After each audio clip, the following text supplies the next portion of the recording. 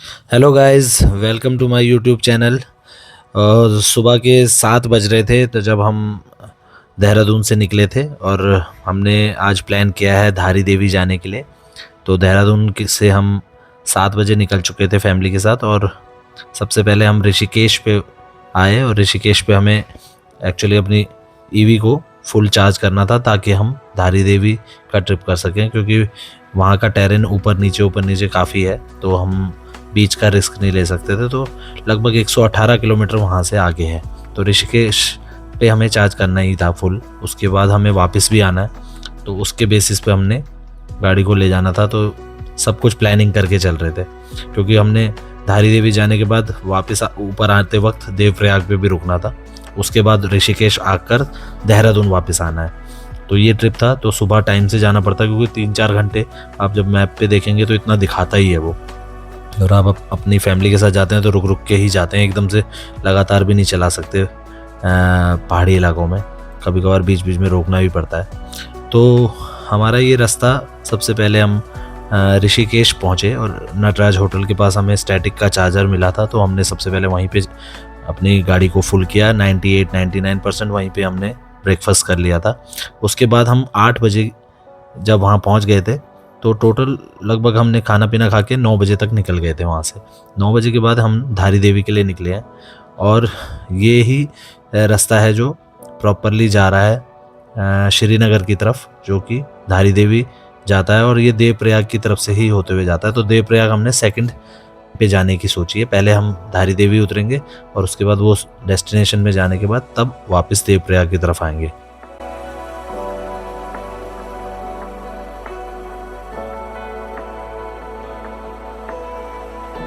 आप रास्ते देख रहे होंगे, कभी ये नीचे की तरफ जा रहे हैं, कभी ऊपर की तरफ जा रहे हैं। तो ज़्यादातर इसमें मिक्स रास्ते हैं, कभी ऊपर नीचे चलता रहता है इसमें पूरे रास्ते में।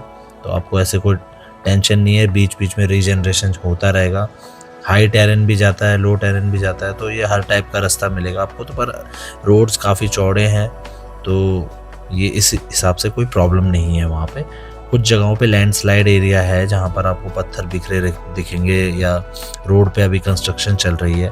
तो वो सब तो है ही, क्योंकि ये 4 धाम यात्राओं का के लिए ही यही रोड बना हुआ है। तो बेसिकली इस वजह से इसमें थोड़ा बहुत कंस्ट्रक्शन रहती है, बट ये है कि रोड्स काफ़ी चौड़े हैं तो आपको आने जाने में कोई इशू नहीं होगा। श्रीनगर तक मैं होके आया हूँ, तो ये अच्छा रास्ता है, घूम के आप आ सकते हैं। और मौसम भी अच्छा था, तो इस वजह से कोई प्रॉब्लम भी नहीं है।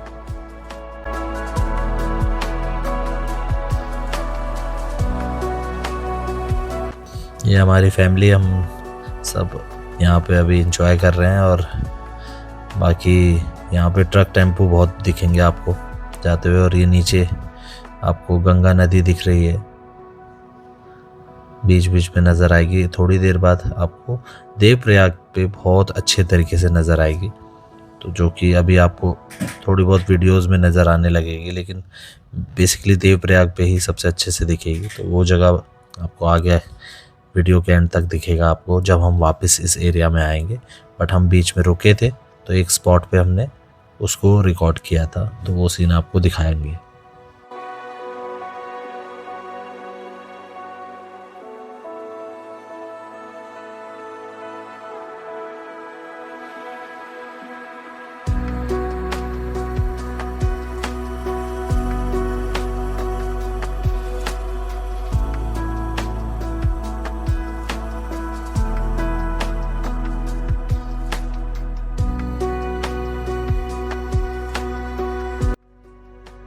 यहाँ से आप देख सकते हैं गंगा माता को, जो कितनी शांत दिख रही है और बिल्कुल हरा भरा पानी दिख रहा है और चारों तरफ इतनी शांति है, इतना सुंदर माहौल है इस जगह का। तो ये देवप्रयाग यहाँ से भी थोड़ा दूर था, बट हम रुके थे क्योंकि बच्चों के साथ जाओ तो उनको उनकी वजह से रोकना पड़ता ही है, बीच बीच में परेशान ज़्यादा कर देते हैं। तो इस वजह से थोड़ी देर हमने यहाँ रोका ताकि हम भी रिलैक्स हो सकें और ये व्यू को देख सकें। अब थोड़ी देर इस व्यू को देख लिया है, फैमिली ने यहाँ पे थोड़ा टाइम स्पेंड किया, अपने आप को रिलैक्स किया। अब हम यहाँ से निकलेंगे क्योंकि अभी काफ़ी रास्ता बचा है और अभी धारी देवी पहुँचने में भी टाइम लगना है। तो तो यहाँ से निकलते हैं और इस प्यारे नज़ारे को अपने आँखों में कैद करके आगे निकलते हैं। ये जगह है जहाँ पर हम अपनी गाड़ी को पार्क किए थे धारी देवी में, और उसके बाद हम यहाँ से आगे अंदर मंदिर की तरफ गए हैं। तो ये उस जगह की पिक्स है और ये यहाँ से उतरने का रास्ता है, जो सीढ़ियाँ हैं यहाँ से धारी देवी जाने के लिए। और वो मंदिर आपको दिख रहा होगा सबसे नीचे पानी के बीच, तो हमें वहाँ तक पैदल जाना है। पूरा ढलान में है ये रास्ता, तो वापसी के लिए भी तैयार रहिएगा क्योंकि थकान तो लगेगी लगेगी, पर माता का नाम लीजिए और एंजॉय करते हुए जाइए अपना रास्ता।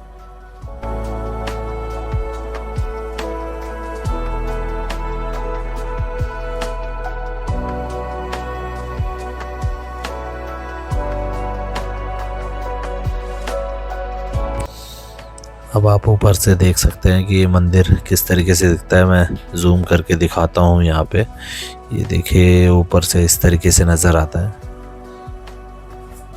बहुत ही प्यारा है नज़ारा यहाँ का। बाकी अभी पास से दर्शन करेंगे। अंदर कैमरा तो नहीं है अलाउड मंदिर में, बट हम बाहर से जितना देख सकते हैं वो हम रास्ता कैप्चर कर रहे हैं। फैमिली के साथ जा रहे हैं, गर्मी काफ़ी थी इस टाइम पे, और नीचे जो पानी है वो बहुत ही ठंडा है। हम जब भी होके आए हैं वहाँ से तो बहुत ही अच्छा लगा, सब वहाँ एंजॉय करके आए थे। बाकी ये जगह बहुत अच्छी है, आप कभी आए तो यहाँ दर्शन करने ज़रूर आइए, बहुत मान्यता है इस जगह की।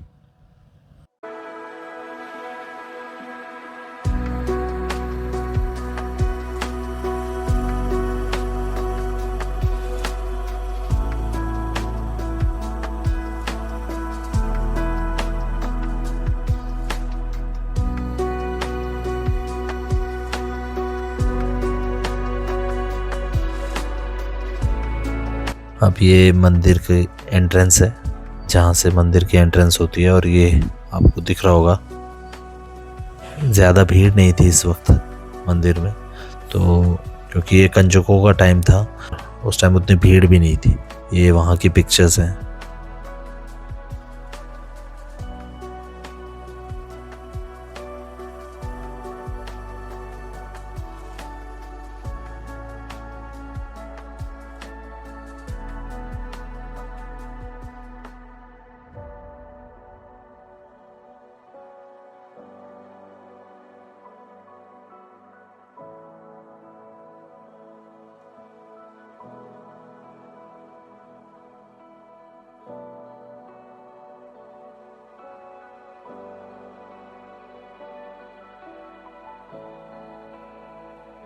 जब आप नीचे जाएंगे यहाँ पर पानी के पास, तो आपको बहुत ही आनंद आने वाला है। और ये देखिए यहाँ का नज़ारा किस तरीके से है, लोग बहुत एंजॉय कर रहे हैं, और बहुत ही ठंडा पानी है और बहुत ही अच्छा माहौल लगता है यहाँ पर। कई लोग यहाँ पर प्रॉपरली शूटिंग कर रहे हैं, फ़ोटोज़ ले रहे हैं, कपल्स आ रखे हैं बहुत सारे, तो बहुत सारे फ़ोटोशूट भी यहाँ करते रहते हैं। बट एक बहुत ही अच्छा प्लेस है जहाँ पे आप आएँ और अपनी फैमिली को लेके आएँ और ये इतना सुंदर नज़ारा देखें। बहुत ही प्यारा, प्रकृति का सबसे प्यारा नज़ारा।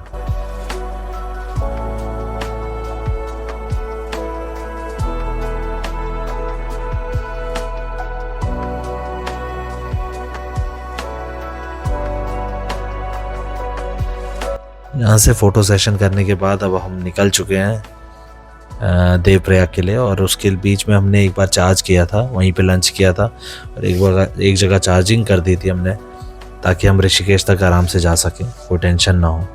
और देवप्रयाग जितना सुंदर है उतना यहाँ उतरने में आपको कठिनाई भी होती है, क्योंकि 300 के करीब सीढ़ियाँ हैं। पर जब आप इस जगह पे पहुंच जाते हैं तो आपको वो जगह इतनी सुंदर लगेगी कि आप अपनी थकान भी भूल जाएंगे।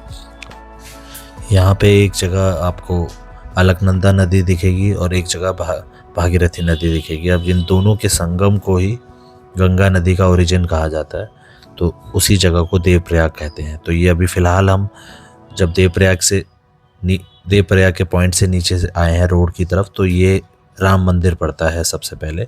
यहाँ पे आप दर्शन करते हैं, ये भी काफ़ी पुराना मंदिर है और यहाँ आप दर्शन करके फिर नीचे की तरफ जाते हैं। तो मैं इसको आपको थोड़ा सा दिखा देता हूँ कि ये राम मंदिर किस तरीके से दिखता है। इसमें बहुत सारे अलग अलग देवी देवताओं के मंदिर हैं छोटे छोटे बने हुए। इसके बाद ही आप और थोड़ा नीचे जाते हैं तो तब देवप्रयाग का प्रॉपरली संगम वाला एरिया दिखता है। तो फिलहाल ये राम मंदिर है। इसके बाद हम यहाँ से नीचे की तरफ जा रहे हैं। तो नीचे जाने पे आपको लगभग देखेंगे, आपको तो जो ढलान दिखेगी सीढ़ियों की वो इस तरीके से है। तो उतरने के लिए काफ़ी, बिल्कुल देखिए पूरी सीढ़ियाँ इस तरीके से नीचे की तरफ जा रही हैं। और जो नीचे का एरिया है वो दुकानों का एरिया है, वहाँ लोग रहते हैं चारों तरफ, यहाँ रिहायशी इलाका है पूरा। तो आप जब यहाँ से सीढ़ियों से उतरेंगे तो बीच में रेजिडेंशियल एरिया भी दिखेगा आपको जहाँ पे है। और उसके बाद आप देवप्रयाग का उस पॉइंट पे पहुँचते हैं।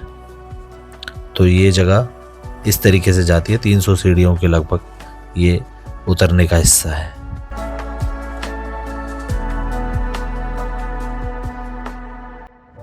बड़े बुज़ुर्गों के लिए थोड़ा प्रॉब्लम हो सकती है क्योंकि इसकी स्टेयर्स हैं वो काफ़ी बड़ी बड़ी हैं और काफ़ी खड़ी हैं। तो जो बुज़ुर्ग लोग हैं उनको उतरने में और चढ़ने में तो प्रॉब्लम हो सकती है।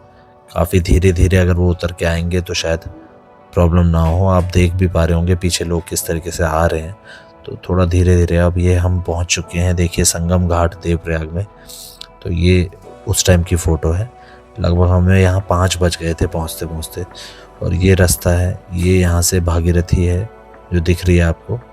और उसी की दूसरी साइड आपको अलकनंदा दिखेगी। ये बहुत तेज वेग से आती है भागीरथी, और जो दूसरी साइड है अलकनंदा वो बिल्कुल शांत है।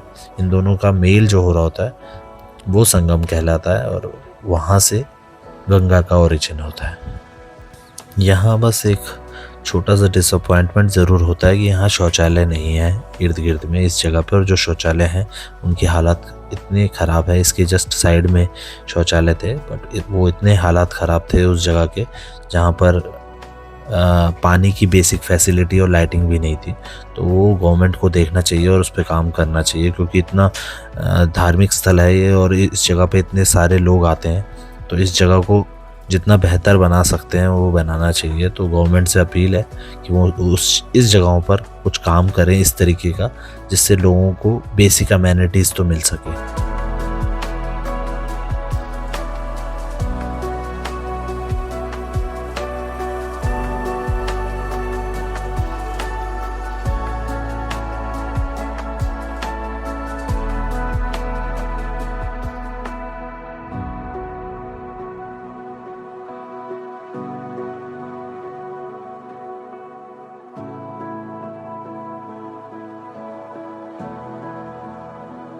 इतना प्यारा नज़ारा देख के वैसे भी दिल खुश हो जाता है लोगों का।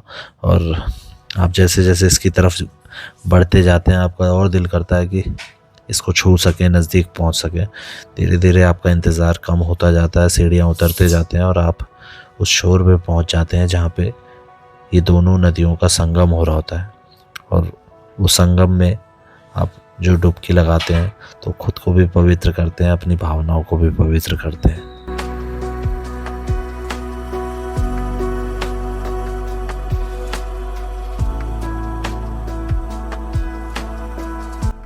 अब ये वो जगह है जहाँ पर भागीरथी नदी और अलकनंदा नदी दोनों का मेल होता है। एक तरफ वो प्रचंड वेग से आती हुई नदी है जो वो भागीरथी नदी है जो आपको सामने दिख रही है, और आपके बाईं ओर जो नदी आ रही है वो है अलकनंदा नदी, जो कि बहुत शांत है। ना कोई उसमें वेग है ना वो उतनी प्रचंड है, बट इन दोनों के संगम को ही माँ गंगा मैया कहते हैं। ये देखिए ये नज़ारा कुदरत का।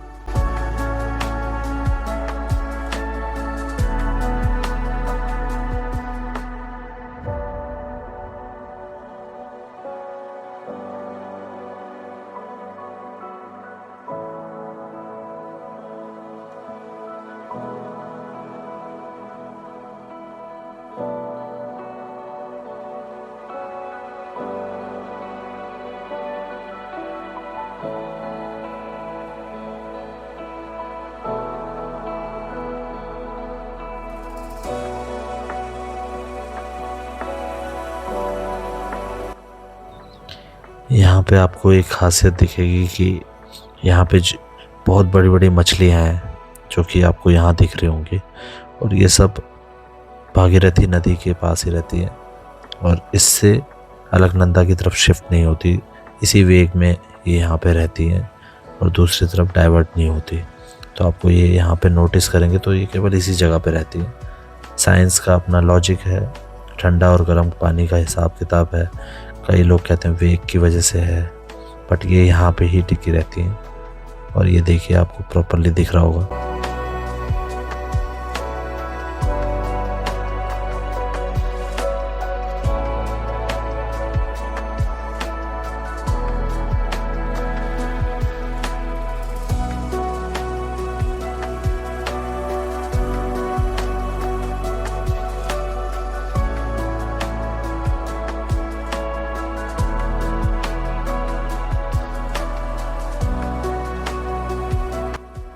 दोस्तों, इस जगह की वैसे भी बहुत मान्यता है और ये 5 पवित्र प्रयागों में देवप्रयाग का जो है वो अंतिम और सबसे महत्वपूर्ण संगम माना जाता है।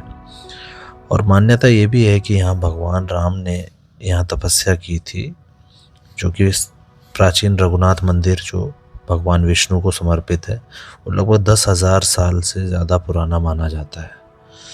और इसके अलावा इसकी मान्यता ये भी है कि भागीरथी के साथ 33 कोटि देवी देवता भी यहाँ आए थे, इसलिए इसे देवों का प्रयाग कहा जाता है।